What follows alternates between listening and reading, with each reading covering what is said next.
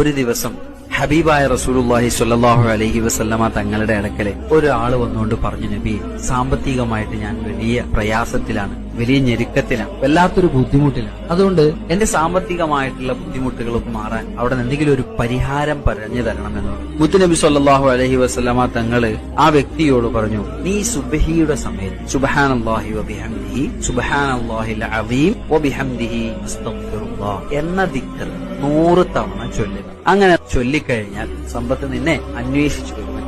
ഈ മനുഷ്യൻ തിരിച്ചുപോയി. അദ്ദേഹം കുറച്ച് നാളുകൾക്ക് ശേഷം ഈ ദിക്ർ വളരെ കൃത്യമായിട്ട് ചെയ്തു. അദ്ദേഹം തിരിച്ചു ഹബീബായ റസൂലുള്ളാഹി സ്വല്ലല്ലാഹു അലൈഹി വസല്ലമ തങ്ങളുടെ അടുക്കൽ വന്നുകൊണ്ട് പറഞ്ഞു, നബിയെ, അങ്ങ് പറഞ്ഞതുപോലെ ഞാൻ എല്ലാ ദിവസവും സുബഹിക്ക് ദിക്ർ ഞാൻ ചൊല്ലി. അത് ചൊല്ലി ഇപ്പൊ എന്റെ അവസ്ഥ എന്താന്ന് ചോദിച്ചു കഴിഞ്ഞാൽ എത്ര പണം ഇങ്ങനെ കുതിച്ചു വന്നിട്ട് ഇതെവിടെ കൊണ്ടുപോയി വെക്കണം എന്നറിയാത്ത അവസ്ഥയിലാണ് ഞാൻ.